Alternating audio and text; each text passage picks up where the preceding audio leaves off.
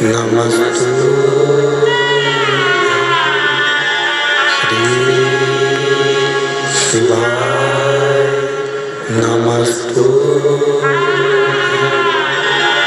श्री शिवाय नमस्तु श्री शिवाय नमस्तु श्री शिवाय नमस्तु भोला सब दुख काटो ओ भोला सब दुख काटो शिव शंकर जपो तेरी माला भोले बाबा जपो तेरी माला भोला सब दुख काटो ओ भोला सब दुख काटो देश है मंगलकारी देश है मंगलकारी शमशाने वासी हमारा शमशाने वासी हमारा ओ भोला सब दुख काटो ओ भोला सब दुख काटो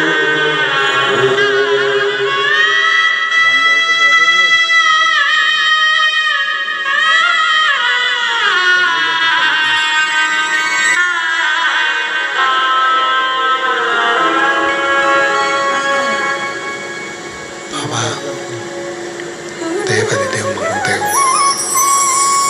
भगवान शिव गणदानी त्रिकालदर्शी कैलाशी विनाशी भगवान शंकर का पवित्र चरित्र कह रहा है। शिव महापुराण की कथा वर्णन कर रही है। भगवान का पवित्र चरित्र कह रहा है। भगवान देवादिदेव महादेव का पवित्र चरित्र वर्णन कर रहा है। शिव तत्व कह रहा है।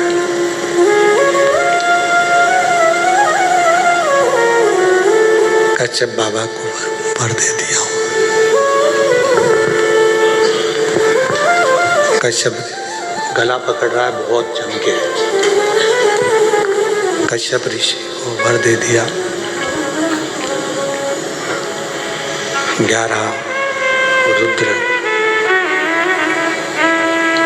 के रूप में भगवान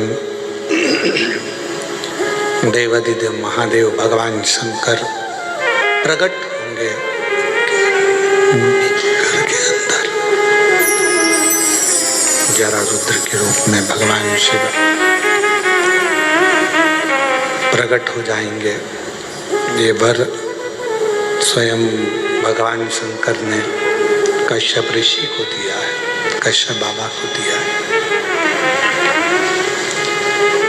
कथा कहती है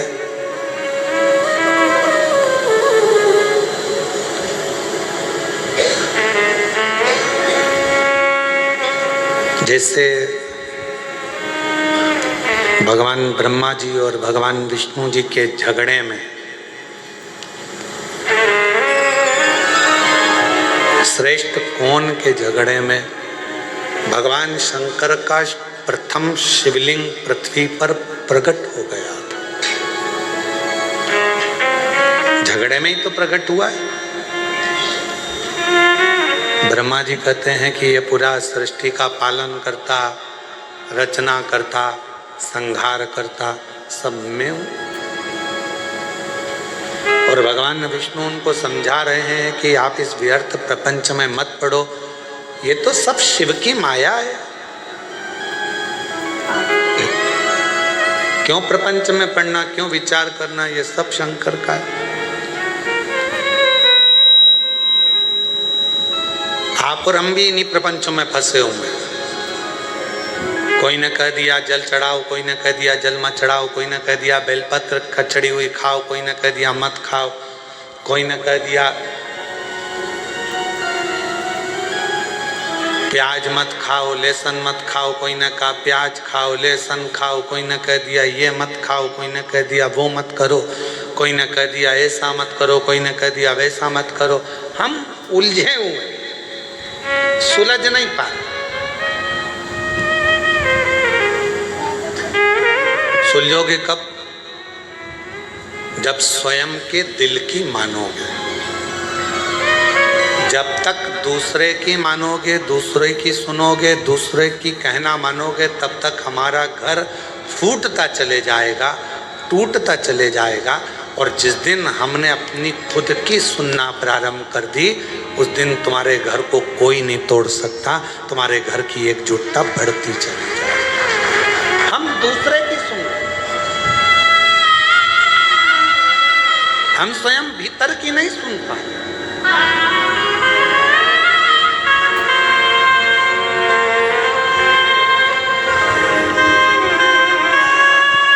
कल एक किसी छत्तीसगढ़ की एक बहन जी ने एक प्रश्न सीहोर में लिखकर भेजा कि गुरुजी से पूछना, अगर वो कथा सुन रही होंगी तो श्रवण करें, कि गुरुजी से ये पूछिएगा कि क्या हमारे पूर्वज, हमारे पितर जो चले जाते हैं, क्या वो भी आकर हमारे घर के दरवाजे पर श्राद्ध पक्ष में खड़े होकर हमसे कुछ मांगते? क्यों नहीं मांगते?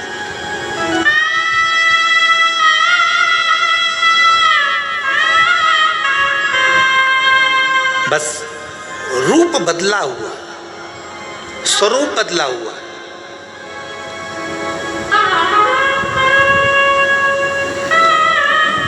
एक कथा यदि आप लोगों ने सुनी होगी भगवान कृष्ण की।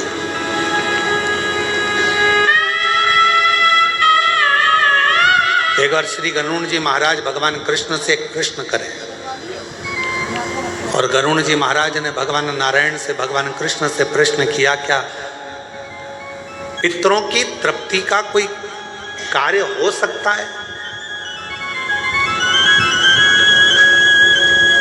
ये 16 दिन जो पितृपक्ष के आते हैं, इन 16 दिन में हम पितरों के लिए क्या कर सकते हैं? कोई ऐसी कथा हमारे शास्त्रों में वर्णित है क्या? तो क्यों नहीं है? भगवान कृष्ण और गरुण का संवाद कर रहा है, गला पकड़ रहा है बेटा।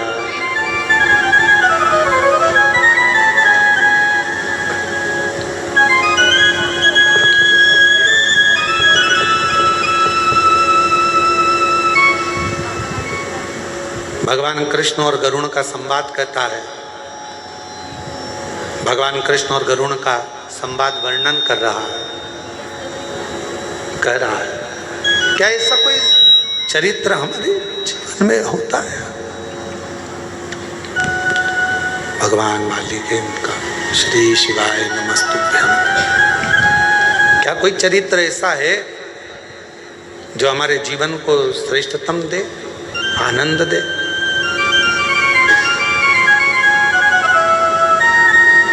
एक चरित्र है, कहा गरुण जी एक रुचि नाम के राजा हुए।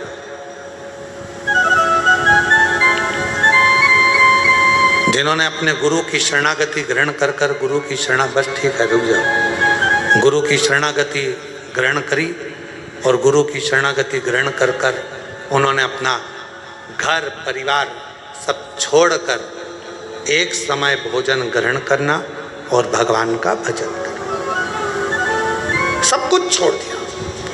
वन में निवास कर रहे हैं, वन में घूम रहे हैं, वन में निवास कर रहे हैं, वन में भ्रमण कर। एक बात अपने अंदर उतार कर रखना मेरी बहनों, मेरी जीजियों, मेरे जीजाओं, मेरी बेटियों बेटाओं, अगर तुम्हारा मन करे कि मुझे घर छोड़ना है, परिवार छोड़ना है, तो तब छोड़ना जब भगवान तुम्हारा हाथ पकड़ ले। किसी दूसरे के चक्कर में तुम अपना घर मत छोड़ना, अपना परिवार मत छोड़ना। भगवान के यदि तुम हो जाओ, परमात्मा के यदि तुम हो जाओ तो छूटे तो अच्छी बात, और किसी दूसरे के चक्कर में अगर घर छोड़ रहे हो तो वो श्रेष्ठता नहीं है तुम्हारी, वो फिर तुम्हारी श्रेष्ठता नहीं।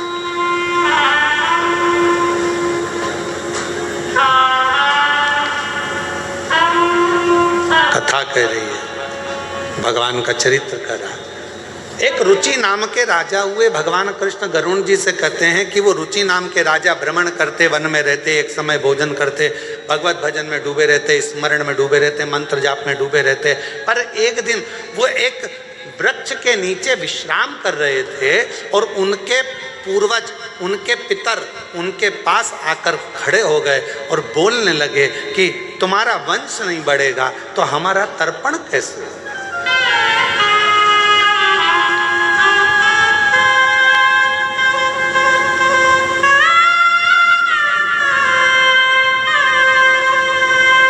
तर्पण मालूम है ना सबको, जल देना। हमारा तर्पण कैसे होगा?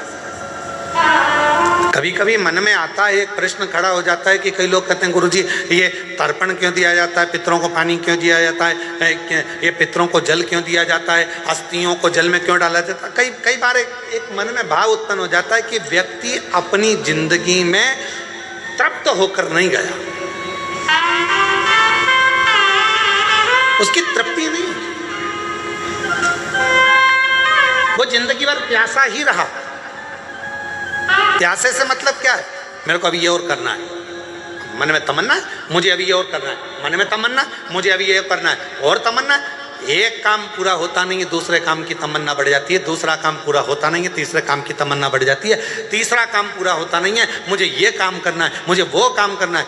अभी कुछ दिन पहले पापड़ बना के रखे थे, फिर मन में आ गया कि अब बड़ी बना लूं।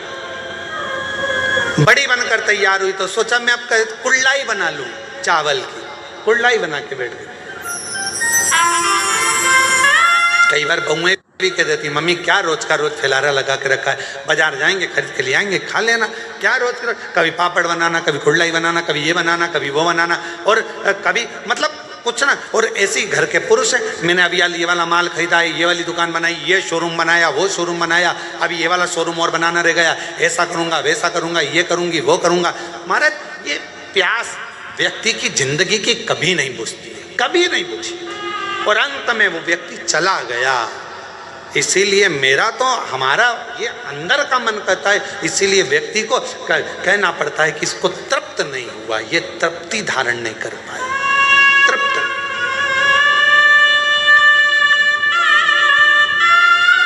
वस्तुओं से तृप्ति रखो, घर के सामानों से तृप्ति रखो, पर परमात्मा की कथा से कभी तृप्त मत हो। परमात्मा की कथा में तो और प्यास बढ़ना चाहिए, और मिले और मिले और मिले और मिले और प्रारंभ हो और सुनने को मिले। ये प्यास परमात्मा क्यों? क्योंकि अगर परमात्मा के भजन की, परमात्मा की कथा की, शिव नाम की, मंदिर जाने की, दर्शन करने की, कुबेरेश्वर धाम जाने की जब प्यास अंदर बढ़ेगी तो ये याद रखना, ये परमात्मा को मिलन की जो प्यास बढ़ती है वो परमात्मा को हमारे करीब में लेकर आ जाती है। और एक दिन मेरा काल अधिपति महाकाल तुम्हारा हो जाता है और तुम काल अधिपति महाकाल की बेटी हो जाती है।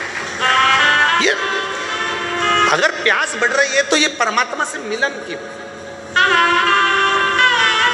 राजा रुचि, हमारे को तृप्ति नहीं मिली, तुम्हारा वंश नहीं बढ़ रहा है, तुम्हारा वंश बढ़ना चाहिए। राजा रुचि तुम्हें विवाह करना पड़ेगा। राजा रुचि ने कहा मैंने संन्यास व्रत धारण कर लिया है, मैं वानप्रस्थी हो गया हूँ, मैंने घर छोड़ दिया है, परिवार छोड़ दिया है, सबसे बड़ा है वानप्रस्थी, मैं नहीं करूँगा विवाह। पितरों ने समझाया, पितरों ने कहा तुम्हें विवाह करना पड़ेगा, समझा। तब राजा रुचि ने मन में विचार करा, यदि पितर बोल रहे हैं और ये भटक रहे हैं तो मुझे विवाह करना जरूरी है। वचन दो तुम विवाह करोगे, राजा रुचि ने वचन दे दिया, मैं तुम्हारी तृप्ति के लिए, पितरों के मोक्ष के लिए मैं विवाह करूंगा।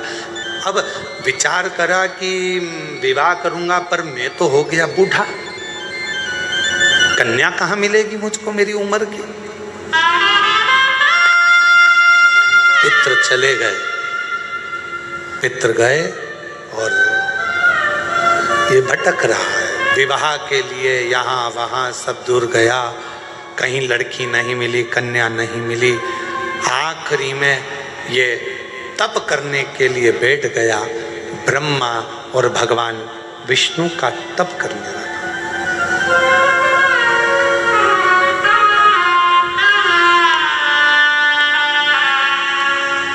तप कर रहा। भगवान ब्रह्मा जी ने आकर कहा कि तुम्हें क्या चाहिए? एक कन्या नहीं मिल रही है विवाह के लिए। ब्रह्मा जी ने बोला ये लेखनी तो मैं लिख देता, परंतु ये लेखनी लिखने वाले तो स्वयं देवाधिदेव महादेव है। जन्म, मरण और परण, परण मतलब जानते हो विवाह, तीन की लेखनी कौन लिखते हैं? जम के बोलो जरा, देवाधिदेव महादेव। इन तीन की लेखनी लिखना मेरे शिव के हाथ में। अब राजा रुचि ने फिर तप किया भगवान विष्णु का। भगवान विष्णु आए, भगवान ने कहा क्या चाहिए मांगो। कहा प्रभु मेरे लिए कन्या ढूंढना है और मेरा विवाह करना है। भगवान नारायण बोले जन्म, मरण और परण, तीन तो शिव लिखते हैं, हम नहीं दे सकते।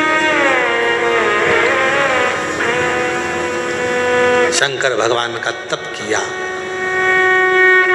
श्री शिवाय नमस्तुभ्यं, श्री शिवाय नमस्तुभ्यं, श्री शिवाय नमस्तुभ्यं, श्री शिवाय नमस्तुभ्यं।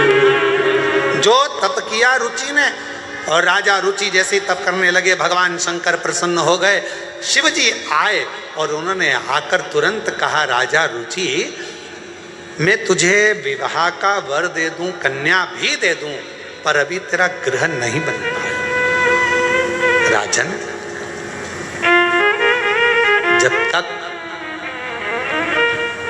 पितृ कृपा ना करें तब तक तुझे विवाह का योग नहीं बन सकता। शिव आप तो सब कर सकते हैं ना, शंकर भगवान आप तो सब कर सकते हैं। राजन, जिस समय पर तेरे बुजुर्गों को जल की जरूरत थी तूने उनको जल नहीं दिया। फिर निवेदन है आप सबसे, श्राद्ध का मतलब केवल ये नहीं है कि जो मर गए उनके प्रति श्रद्धा रखी जाए। श्राद्ध का मतलब है तुम्हारे घर में जो जीवित हैं, तुम्हारे घर में जो बुजुर्ग हैं, तुम्हारे घर में जो बड़े बैठे हैं, वो बुजुर्ग हो गए तो उनको पानी, भोजन, उनकी व्यवस्था समय पर दीजिए। ये श्राद्ध का मतलब ये नहीं है जो मर गए उनके प्रति श्रद्धा, उनके प्रति रखो श्रद्धा, मतलब हम ये नहीं कहेंगे कि मत रखो, मना नहीं है। आप अपने पूर्वज चले गए उनके प्रति श्रद्धा रखो, उसका मतलब श्राद्ध है, हम मानेंगे। पर हमारी शिव महापुराण की कथा कहती है, ये शिव तत्व कहता है कि सबसे बड़ी 16 दिन की श्राद्ध से मतलब रखना कि अपने घर में जो बुजुर्ग हैं, अपने घर में जो बड़े हैं, अपने घर में जो बुजुर्ग माता पिता हैं, उनके प्रति श्रद्धा हो तो समझ लो कि ये श्राद्ध का महत्व है। आप श्रद्धा ही नहीं रखते। कभी प्यासे को पानी पिलाया नहीं, बाद अमृत पिलाने से क्या फायदा। कभी गिरते हुए को उठाया नहीं, बाद आंसू बहाने से क्या फायदा। मैं तो मंदिर गया पूजा करते हुए गया न गया, कभी माँ बाप की सेवा की ही नहीं, केवल पूजा रचाने से क्या फायदा। कभी प्यासे को पानी पिलाया नहीं, बात अमृत पिलाने से क्या फायदा। कौन सा फायदा, क्या पंडित जी खीर ले ना, आज हमारे दादाजी की श्राद्ध है। पंडित जी गुलाब जामुन ले ना, आज हमारे दादाजी की श्राद्ध है। और पलंग पर बूढ़ा बाप बहुत देर से इंतजार कर रहा है। बहू बेटा मुझे एक बोतल में गर्म पानी दे दे, खांसी चल रही है। पापा दिख नहीं रहा अभी यार, पंडित जी खाना खा रहे, श्राद्ध है आज दादाजी की, पहले इनका काम कर दो फिर तुम्हारा करूंगा। मैं तो मंदिर गई पूजा आरती की, पूजा करते हुए ख्याल कभी माँ बाप की सेवा की, फिर पूजा से क्या फायदा। अब फायदा क्या है, लाभ क्या, क्या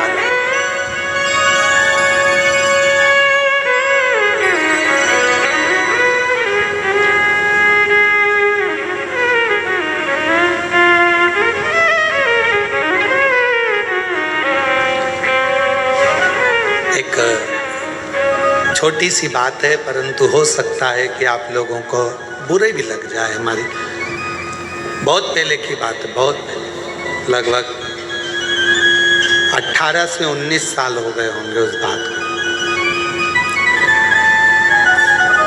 श्राद्ध पक्ष चल रहा था और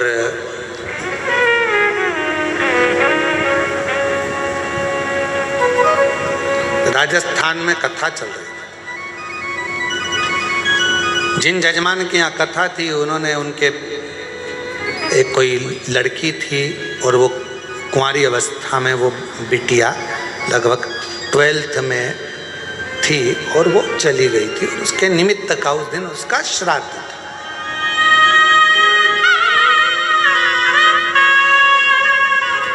यजमान परिवार से सूचना करी कि गुरुजी आज बेटी का श्राद्ध है और प्रसाद बना है, तो सब लोग प्रसाद पाएंगे, तो आप भी प्रसाद पाएंगे। हमने कहा कि यजमान को पहले हमारे पास भेजो और यजमान अगर दक्षिणा दे तो हम श्राद्ध पाए, मना नहीं। तो कहा गुरुजी आप दक्षिणा लेंगे, हमने कहा, तो कहा ठीक है। यजमान आए, राधा रमन जी, हमने कहा राधा रमन जी क्या बात है, कहा आज बेटी का श्राद्ध है, प्रसाद पाना। हमने कहा दक्षिणा लगेगी, बिना दक्षिणा के प्रसाद कैसे पाया जाए। तो कहा गुरुजी बोलो क्या दक्षिणा लगेगी। हमने कहा एक दक्षिणा चाहिए। एक बेटी गई है आपकी, 12th क्लास में पढ़ रही थी, पढ़ाई पूरी नहीं हुई थी, चली गई। कोई गरीब की बेटी जो 12th में पढ़ रही हो, उसकी पढ़ाई को तुम उसकी कॉलेज तक का खर्चा तुम उठाओ, तो हम श्राद्ध पाने। ये हमारी दक्षिणा है। एक गरीब की बेटी अगर पढ़ने को तैयार बैठी है और शिक्षा चाहती है और उसके पास धन नहीं है, उसको तुम पढ़ाओ। तुम्हारी बेटी गई ना, उसको अपनी बेटी मानो, उसकी शिक्षा का खर्चा उठाओ, पढ़ाओ उसको, उसको अपना मान कर पढ़ाओ, शिक्षा का खर्चा दो उसका। कहा गुरुजी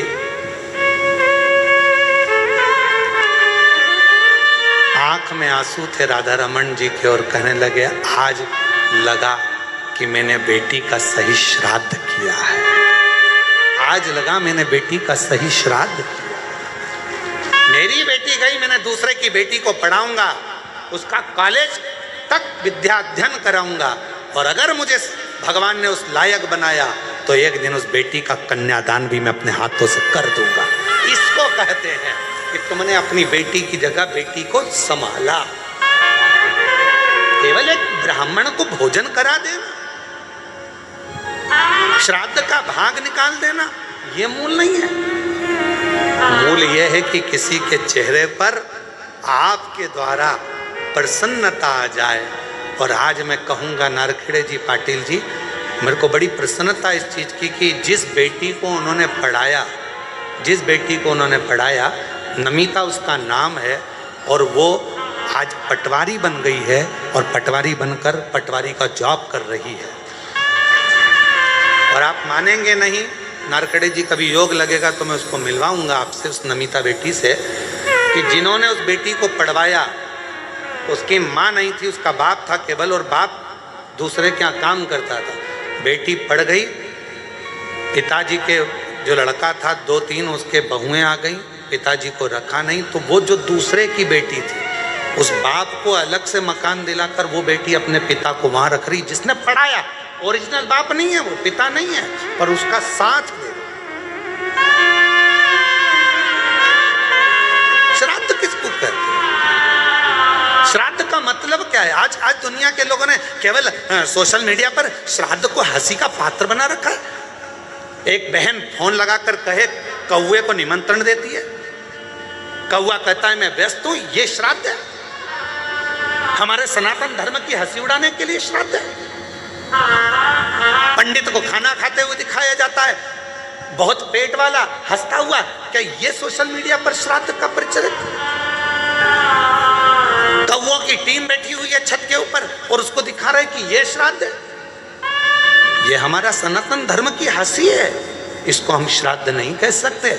श्राद्ध का मतलब है अपने घर में जो बुजुर्ग हैं, अपने घर में जो बैठे हैं, उनको दिल से आदर कर लो, सम्मान कर लो, तो ऊपर बैठे हुए बुजुर्ग स्वयं आशीर्वाद देना प्रारंभ कर देंगे, वर देना प्रारंभ कर देंगे। श्राद्ध का मूल ये है।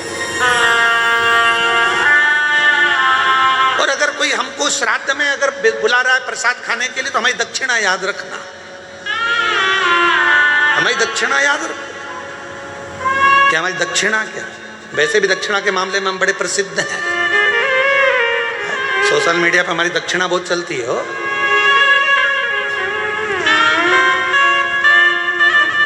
पर हमारी दक्षिणा याद रखना कि हमें अगर श्राद्ध पक्ष में प्रसाद पवाना है, जिसको बुलाना है हम आने को तैयार है, पर शर्त यह है कि अगर बुजुर्ग के श्राद्ध में बुलाओगे तो एक बुजुर्ग को तुम्हें उसके मरते दम तक संभालना पड़ेगा।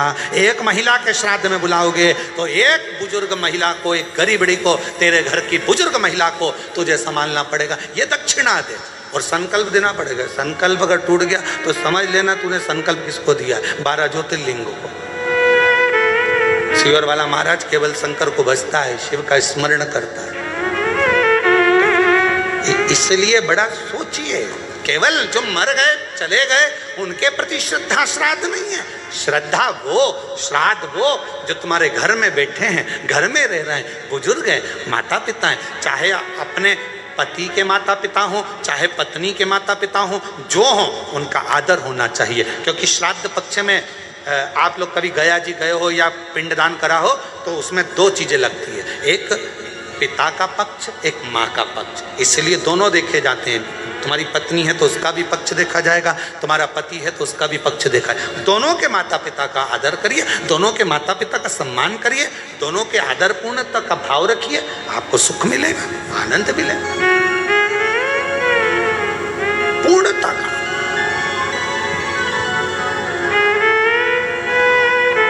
पति सोचे कि मैं अपने माँ बाप का आदर करूं, पत्नी के माँ बाप का नहीं, और पत्नी सोचे मैं अपने माँ बाप का आदर करूं, पति के माँ बाप का नहीं, तो ये पूर्णता नहीं मानी गई। ये दोनों का आदर, दोनों का सम्मान। माँ बाप वो भी हैं, माँ बाप वो भी हैं, दोनों का पूर्ण आदर के साथ में जो सम्मान होता है वही श्राद्ध का मूल है। हम भटक रहे हैं। आज के जमाने में हमने श्राद्ध को केवल हंसी का पात्र का केंद्र बना दिया। ये 16 दिनों को श्रद्धा के मूल को समझो। मैं मंदिर गई पूजा करते हुए गया,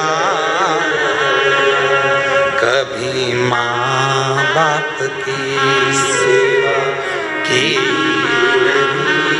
फिर पूजा रचाने से क्या फायदा, कभी प्यास को पानी पिलाया नहीं, बात आंसू बहाने से क्या। आपके भीतर एक भाव उत्पन्न करो। श्राद्ध पक्ष की कथा सुन रहे हो, जितने आस्था चैनल पर कथा सुन रहे हैं, जितने फेसबुक यूट्यूब पर कथा सुन रहे हैं, बोल देना कि सियोर वाले महाराज को अगर श्राद्ध में बुलाना है प्रसाद पवाने के लिए तो दक्षिणा तैयार है, और वो दक्षिणा एक ही होगी। आपके घर के बुजुर्गों का आदर, आपके घर के बड़ों का सम्मान, श्रद्धा, उनके प्रति रुचि, ये हमको चाहिए। ये हमारी दक्षिणा है, ये हमारी दक्षिणा है।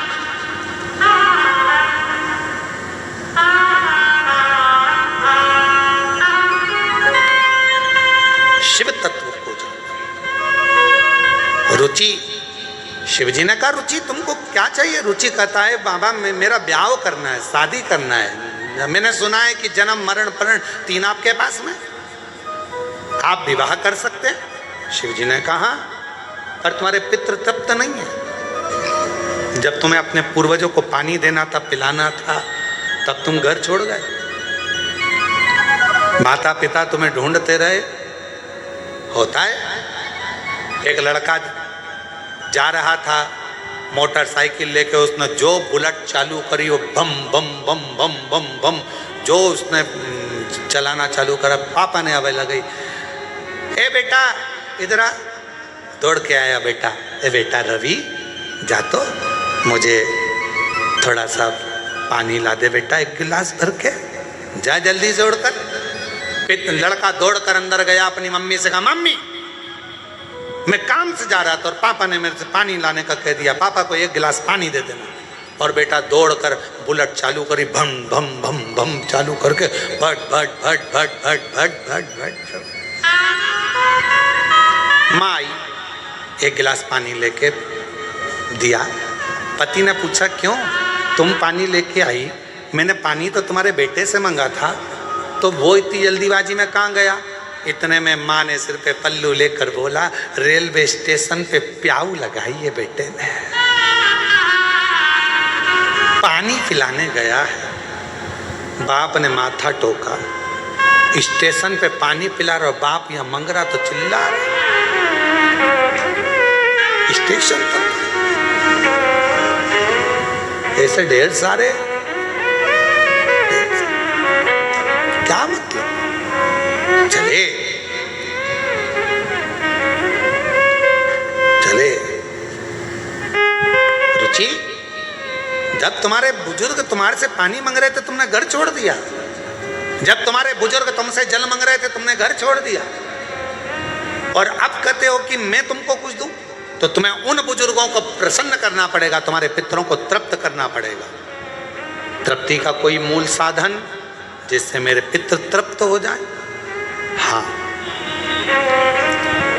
यदि श्राद्ध पक्ष के अंदर प्रदोष तिथि पड़े और श्राद्ध की प्रदोष के दिन यदि शाम के समय पर प्रदोष काल में एक 4 बत्ती का गाय के घृत का दीप लगाया जाए और 4 पितरों का स्मरण किया जाए।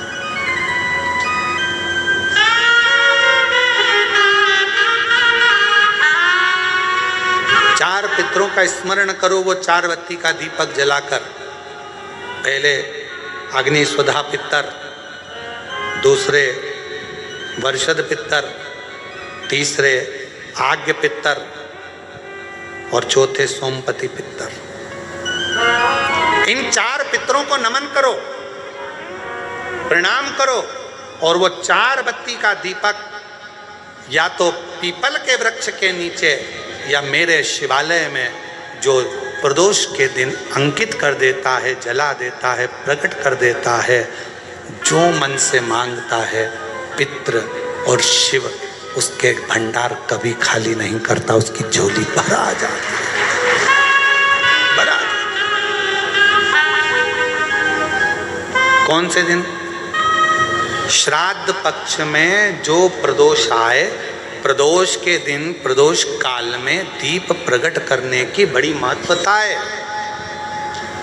आपने 16 दिन अगर ब्राह्मण को भोजन नहीं कराया है, 16 दिन अगर तुमने अन्नदान नहीं करा है, 16 दिन अगर कोई दान नहीं दिया है, तो भी यदि प्रदोष के दिन श्राद्ध पक्ष में जो प्रदोष आएगी, उस प्रदोष के दिन श्राद्ध पक्ष के 16 दिन के अंदर जो प्रदोष आए, प्रदोष काल में चौमुखी दिया 4 पितरों का जिनका नाम अभी वर्णन किया, उनका स्मरण कर कर यदि प्रज्वलित किया जाए तो उसका फल अधिक मिलता है। और जो कामना कर कर हम दीप लगाते हैं वो कामना हमारी वर्ष भर पूरा नहीं होता और बाबा उस कामना को पूर्ण कर देता है, पितृ पूर्ण कर देते हैं।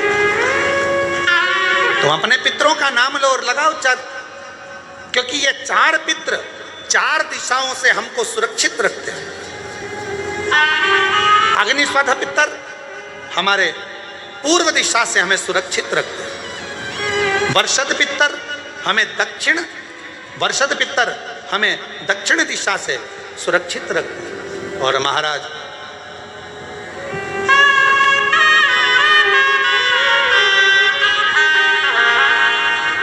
आग्नेय पितर ये हमें पश्चिम दिशा से सुरक्षित रखते हैं।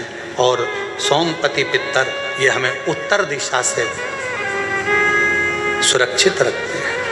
ये वो पितर हैं जिनका नाम लेकर यदि प्रदोष काल में, प्रदोष के दिन श्राद्ध पक्ष में अगर दीप 4 बत्ती का घृत का लगाया जाता है, या तो शिवालय में या पीपल के वृक्ष के नीचे, अगर वहाँ नहीं लगा सकते तो तुलसी के पौधे के नीचे, उसके सामने, या बट वृक्ष के सामने, या आंवले के वृक्ष के सामने, या बेलपत्र के वृक्ष के सम्मुख में, कहीं पर भी अगर इस दीप को लगाया जाता है और शिव का नाम लेकर उसको प्रज्वलित किया जाता है तो पितृ और शिव आपका कार्य सफल जरूर करते हैं और रक्षा जरूर करते हैं। हम तो यहाँ तक कहेंगे, किसी को स्वप्न आते हो, स्वप्न में भय हो जाता है, बच्चा एकदम रोकर उठ जाता है, चिड़चिड़ा हो जाता है, व्यक्ति के अंदर द्वेष उत्पन्न होने लगता है, क्रोध आने लगता है, बहुत ज़्यादा टेंशन है, डिप्रेशन है, मानसिक चिंता है, उसको हम कहेंगे इस दीप को जरूर जलाना,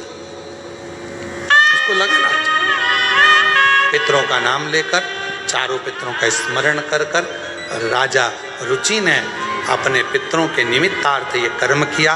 तभी इस कर्म को जैसे ही करा था, करते ही राजा रुचि को जो चाहिए था वो मिलने लगा। सामने से एक नदी के सम्मुख से एक स्त्री, सामने से एक सुंदर अप्सरा ब्रह्मलोचना निकल कर बाहर आई। और जैसे ही आई, पूछा राजा रुचि ने, तुम कौन हो? कहा, मैं अप्सरा हूं ब्रह्मलोचना। आपने पितरों को तृप्त करा है दीप लगाकर, क्या चाहिए तुम्हें? मेरा विवाह नहीं हो रहा, कोई कन्या चाहिए। राजा वरुण की पुत्र की पुत्री मालती, जो तुम्हें इसी स्थान पर, जहां तुमने शिव की आराधना करी है, शंकर की आराधना करी है, जहां तुमने पार्थिव बनाकर पूजन करा, इसी भूमि पर वो मालती का दर्शन होगा। उस मालती से तुम्हारा विवाह होगा और तुम्हारे घर में पुत्र रत्न की प्राप्ति होगी, तुम्हारा वंश बढ़ेगा और तुम्हारे पितृ हमेशा तुम्हें वर प्रदान करेंगे।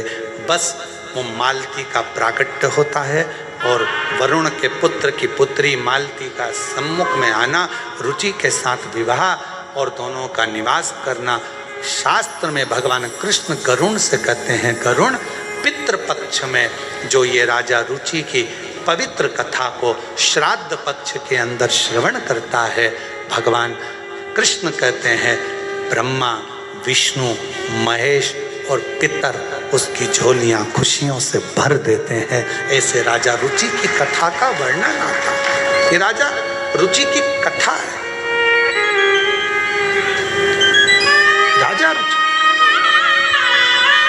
पितर केवल, कई लोग कहते पितर का दोष लग गया। नाना भाई, लोग केवल वर्णन करते हैं। कई लोग कह देते हैं कि शंकर भगवान को नहीं भजोगे, शिव जी को जल नहीं चढ़ाओगे, एक दिन जल चढ़ाओगे एक दिन नहीं चढ़ाओगे, शिव जी का शिवलिंग अगर घर में है पूजन नहीं करोगे तो दोष लग जाएगा, शंकर भगवान का दोष लग जाएगा। शिव कभी भी बद्दुआ नहीं देते। जैसे एक बाप एक पिता अपने बेटा बेटी को कभी बद्दुआ नहीं देते। अगर चिल्लाकर बोल भी देंगे अपनी बेटी को अपने बेटे को तो बाद में उसको वर ही देंगे, है तो बेटी ही ना, है तो बेटा ही ना। मेरा शंकर भगवान कभी बद्दुआ नहीं देता, मेरा शिव कभी बद्दुआ नहीं देता, मेरा वो घरदानी कभी अपशब्द नहीं कहता, वो तो वर देता। और महादेव नमन चरणों में, महादेव नमन, सब बोलिए सब, महादेव नमन चरणों में स्वीकार कीजिए, सबका किया है मेरा उद्धार कीजिए, उद्धार कीजिए।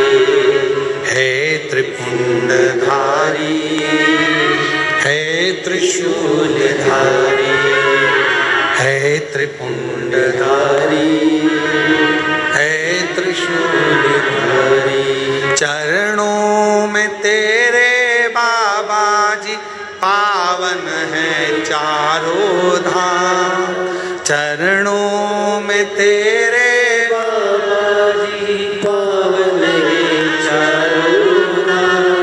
तेरी देव करते वंदना पूजे हैं सीताराम, तेरी देव करते वंदना पूजे सीताराम।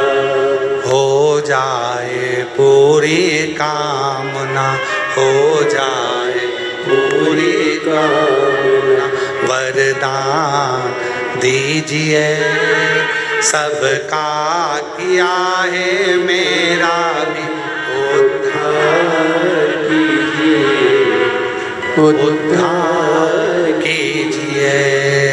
हे त्रिपुंडधारी, हे त्रिशूलधारी, हे त्रिपुंडधारी, हे त्रिशूलधारी। महादेव नमन चरणों में स्वीकार कीजिए, सबका किया है मेरा भी उद्धार कीजिए, उद्धार कीजिए। हे त्रिपुंडधारी, हे त्रिशूलधारी। बाबा इतनी करुणा करिए, इतनी दया करिए, दया। कोई कहे तुमसे कि तुम्हारे यहाँ पितृ दोष लगा है, कोई कहे तुमसे तुम्हारे यहाँ काल सर्प दोष लगा है, कोई कहे तुमसे तुम्हारे यहाँ वास्तु दोष लगा है, कोई कहे तुमसे तुम्हारे कुल देवी देवता का दोष लगा है। एक काम करा करो, एक चावल का दाना घर से लेकर गए, 16 दिन श्राद्ध में जब से कथा सुनी है उसी दिन, उसी पल, उसी घड़ी या दूसरे दिन से प्रारंभ कर दो। कोई कहे पितृदोष है, कोई कहे कालसर्प दोष है, कोई कहे वास्तु दोष है। एक चावल का दाना श्राद्ध पक्ष में साथ लेकर जाओ, घर से एक लोटा जल भर कर लेकर जाओ।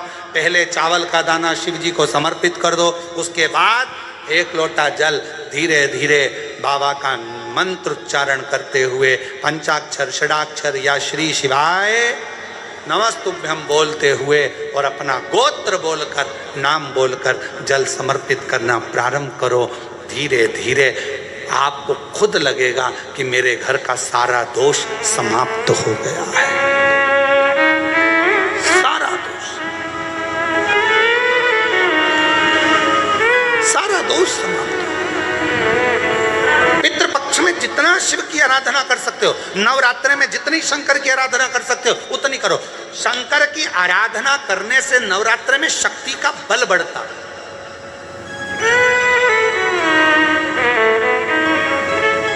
शक्ति का बल। क्यों गुरुजी नवरात्र में शंकर जी की आराधना क्यों करना चाहिए? हमने कहा अगर माता रानी से जो मांगना है तुम्हें, अगर तुमने नवरात्रि में शिव जी की आराधना करिए, शंकर की कथा सुनिए, शंकर की आराधना करिए, शिव स्तुति करिए, शंकर को एक लोटा जल चढ़ाया, माँ आद्य शक्ति तुम्हारे पर कृपा करेगी। क्यों? क्योंकि जिस स्थान पर शिवलिंग रखा होता है और जो हस्त कमल है वो माँ पार्वती जगत जननी दुर्गा भवानी है। जब हम जल चढ़ाते हैं माँ आद्य शक्ति अम्बा जगदम्बा 64 योगिनियों पर वो जल चढ़ जाता है और जगत जननी नवरात्र में प्रसन्न हो जाती है। वो जल की इतनी महत्वता है। आद्य शक्ति को प्रसन्न करना है, नवरात्र में शिव जी को जल चढ़ाओ।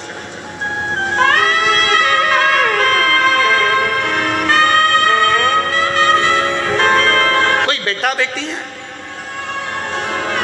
कोई एग्जाम दे रहे हैं, कंपटीशन एग्जाम में बैठ रहे हैं, सर्विस के लिए जा रहे हैं, नौकरी के लिए जा रहे हैं, नौकरी नहीं लग रही है, हम कहेंगे लाल पुष्प की पत्तियों को प्रत्येक किसी भी नवरात्रि के अंदर, नवरात्रि के अंतर्गत 9 दिन का तुम नियम बना लो। जैसे कई माताओं का नियम रहता है, मेरा व्रत है, मैं दूध पर एक गिलास दूध पर व्रत करूंगी, मैं नंगे पैर चलूंगी, मैं ये व्रत करूंगी, मैं वो व्रत करूंगी। मैं बेटा बेटियों से कहूंगा, नवयुवक बच्चों से कहूंगा, अगर आप कंपटीशन एग्जाम में बैठ रहे हो, अपनी पूरी मेहनत करो, पूरा परिश्रम करो, रात दिन एक करो और लगे रहो। और 9 दिन तक नवरात्रि में 9 लाल फूल की 9 पंखड़ियाँ या 9 कोई भी चावल लाल कलर में कर कर, कुंकू में कर कर, अगर माँ जगत जननी के मंदिर में नहीं जा सकते, माँ भीड़ रहे तो शिवलिंग की जो जलाधारी है, जहाँ पानी गोल घूमता है, इस जलाधारी पर कहीं पर भी नवरात्रे में 9 दिन तक या तो लाल फूल की पंखड़ी 9 या 9 चावल के दाने लाल कलर कर कुंकू में, लाल चंदन में उस स्थान पर चढ़ाना प्रारंभ करो। 9 दिन के बाद तुम्हें 15 दिन और निकलेंगे, उसके बाद तुम्हें खुद लगेगा कि तुम्हारी जॉब, तुम्हारी नौकरी तुम्हारा बाबा ने लगाया है। शक्ति का बल।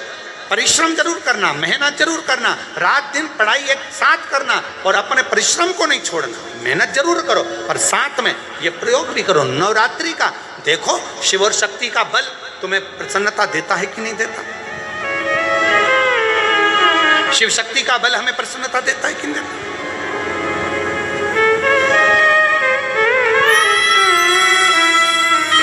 अब कई लोग ऐसे होते हैं, हम नवरात्रि आई है, माता रानी को भज रहे हैं, जगत जननी दुर्गा भवानी को भज रहे हैं, पर शिव जी के मंदिर तक नहीं जा रहे, समय नहीं मिल रहा मंदिर जाने का, क्योंकि माता जी के मंदिर जाते हैं, माता जी को प्रणाम। अरे उस शंकर को पहले भजो, सवेरे उठते से ही पहला 1 लोटा जल शिव को, क्योंकि उसी के माँ जगत जननी हस्तकमल पर जल जाना जरूरी है। शंकर का चढ़ा वो हमें फल प्रदान करे, सुख दे, आनंद का दे। और महादेव नमन चरणों में स्वीकार कीजिए, सबका किया है मेरा भी उद्धार कीजिए, उद्धार कीजिए। हे त्रिपुंडधारी, हे त्रिशूलधारी, हे त्रिपुंडधारी, हे त्रिशूलधारी। आप भजो।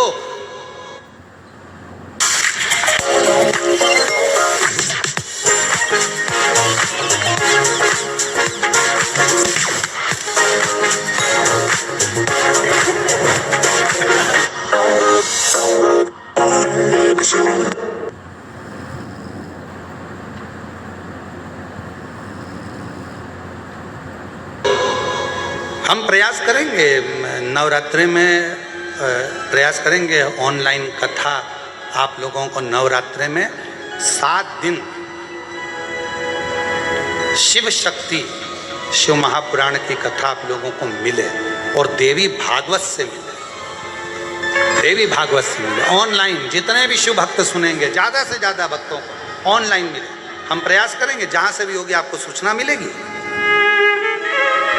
ऑनलाइन रहती है इसलिए पहले सूचना नहीं देते थे, तो तुम ढेर सारे आ जाते।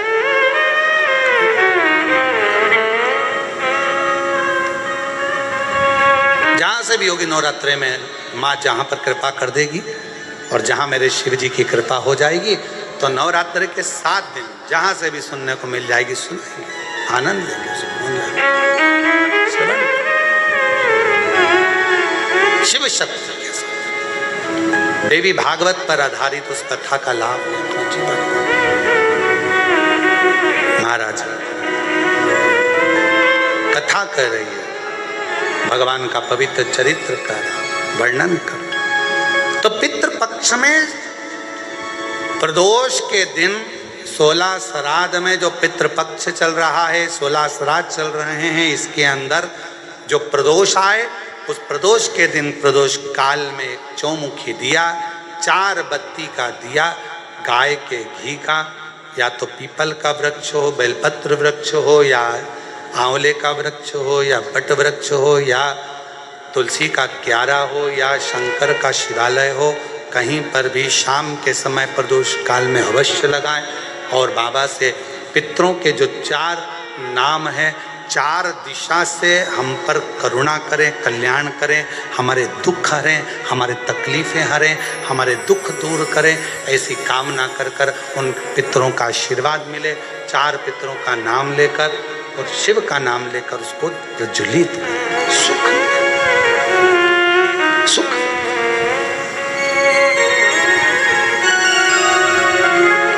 आनंद की अनुभूति।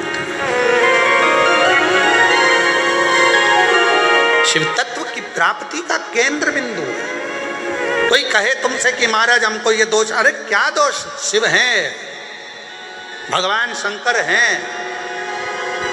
और जिसके सिर ऊपर तेरा हाथ प्रभु, सो दुख काहे का होवे प्रभु, तो दुख काहे का होवे प्रभु। जिसके सिर ऊपर तेरा हाथ प्रभु, तो दुख काहे का होवे प्रभु, तो दुख काहे का हो। जिसके सिर पर भगवान शंकर का हस्त कमल हो, गुरु का हस्त कमल हो, और भगवान शंकर पे चढ़े हुए जल का प्रोक्षण हमारे मस्तक पर यदि हो जाता है, तो शिव का हस्त कमल हमारे सिर पर रहता है, तो दुख कैसा, तकलीफ कैसा।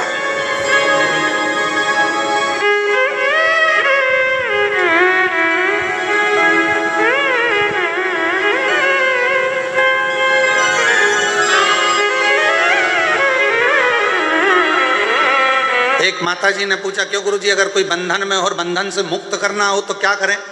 शंकर भगवान के 11 शिव मंदिरों में जाइए, 11 रुद्र का नाम लेकर, एक रुद्र का आप गूगल पे सर्च करेंगे, मोबाइल पर सर्च करेंगे, या शिव पुराण में पढ़ेंगे, स्कंद पुराण में पढ़ेंगे, तो 11 रुद्रों का अलग अलग नाम है। एक मंदिर में जाओ, एक रुद्र का नाम लो, जल चढ़ाओ, उसको कटोरी में झलको। दूसरे मंदिर जाओ, दूसरे रुद्र का नाम लो, उसका जल लाओ। 11 रुद्र का जल एकत्रित कर कर जो बंधन में है उसको आचमन कराओ। अगर पानी नहीं दे सकते तो भोजन में मिलाकर, कोई भी चीज़ में मिलाकर उसको देओ, रुमाल गीला कर दो, कैसे भी देकर उसके, अगर वो जल का प्रोक्षण मुख के अंदर उसके शरीर पर पड़ेगा, वो बंधन से भी मुक्त हो जाता है। 11 रुद्र कृपा करना प्रारंभ, ये शिव तत्व की प्रार्थना, बल क्यों ना मिले। कथा कर रही है, आगे वर्णन आया भगवान के सुंदर स्वरूप का, भगवान शंकर और माँ गंगा के दर्शन का आनंद सुख पाया। आज कथा में माँ गंगा के साथ शिव जी का दर्शन इसलिए करा रहे हैं दूसरे दिन की कथा में, क्योंकि श्राद्ध पक्ष चल रहा है। गंगा के सुंदर स्वरूप का दर्शन आप और हम कर रहे हैं भगवान शिव के साथ। बोल गंगा महारानी की, हर हर हर हर महादेव। गंगा जी की सुंदर झांकी का दर्शन कर रहे हैं। गंगे हो मैया गंगा गंगा, हो मैया गंगा मैया, हो गंगा मैया, हो गंगा मैया, हो गंगा मैया, जब तक ये पानी रहे तेरे सत्ता तेरी जिंदगानी रहे, जिंदगानी रहे मैया, हो गंगा मैया मैया, हो गंगा मैया मैया, हो गंगा मैया, हो गंगा। बोल गंगा महारानी की जय, कृष्णेश्वर महादेव की जय, हर हर महादेव। आज कथा का द्वितीय दिवस विराम ले रहा है। कल 2 बजे से 5 बजे तक तृतीय दिवस की कथा में प्रवेश करेंगे।